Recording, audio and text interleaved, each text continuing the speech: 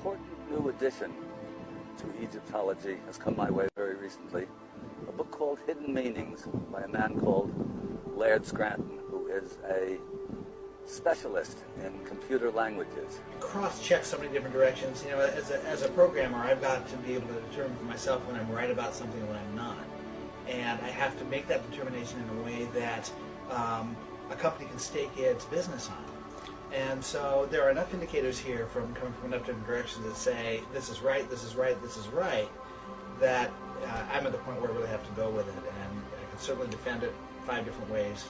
His day job is to make incompatible languages compatible with each other. Again, that's a programming technique that a lot of times when I go into a client account, they'll have 2 or 3 copies of a program that were written over time, started out to be the same program. And I'm expected to figure out what the differences are between these 3 versions, let's say, of a program.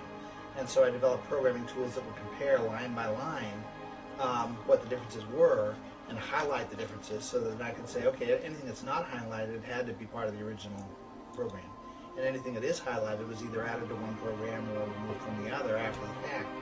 I used that kind of approach initially to try to sort out differences between Egypt and Sumer and Egypt and the Dogon, and that sort of put me in the ballpark of what had to be part of the original myth and what had to be evolved later.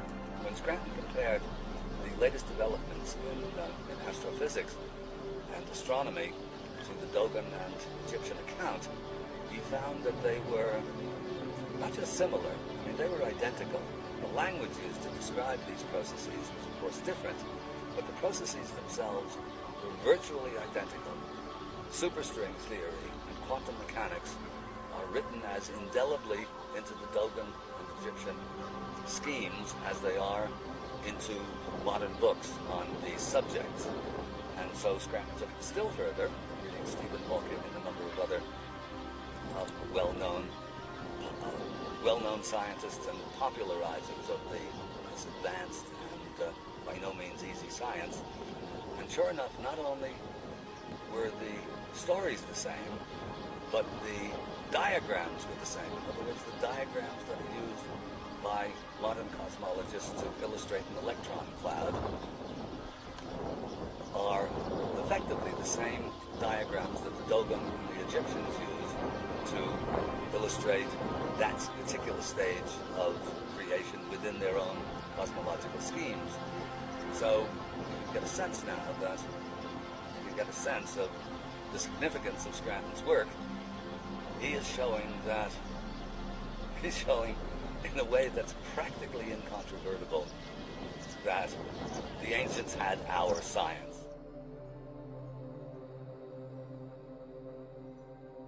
A lost tale hidden in the stones. Blueprints of a lost art from a lost world. Behind the veil lies Mother Egypt. Hidden Egypt.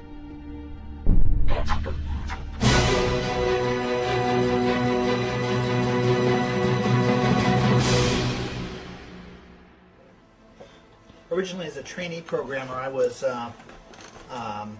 always under the guidance of another more experienced programmer, and so I had help and that I could turn to when I was trying to solve a problem. I noticed over time that I was being given less and less information and expected to do more and more with it, and I started to joke with myself that at some point I was going to be given nothing and expected to do everything with it.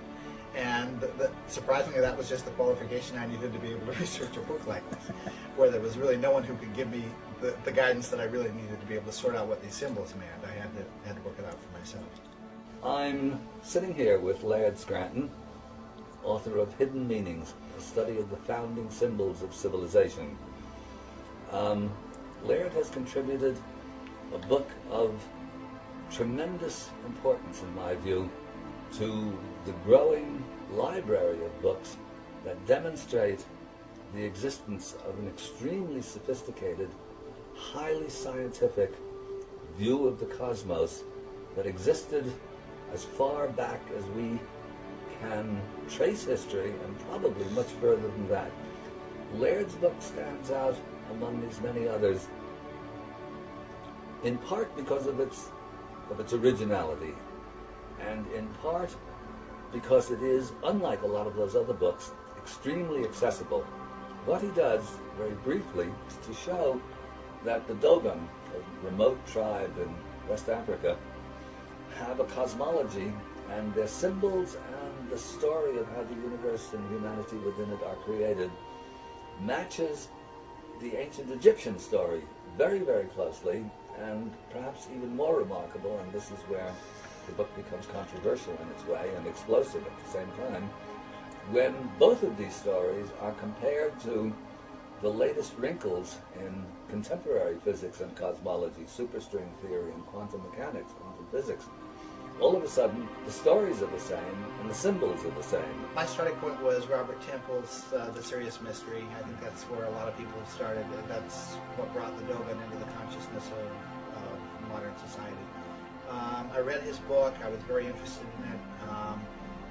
I was really interested in his references in the back of the book, and I started following some of those references to try to learn more about the tribe and more about just subject matter. From there, my programming background really started kicking in. Well, let's back up a little bit. I converted to Judaism when I married my wife, Risa. So I had some knowledge of symbols of Judaism. I've had some recreational reading background in Egypt. And so I could see resemblances between the symbols that the Dogon had and that were in ancient Egypt and that were in Judaism. And all that said to me, looks like this stuff is related.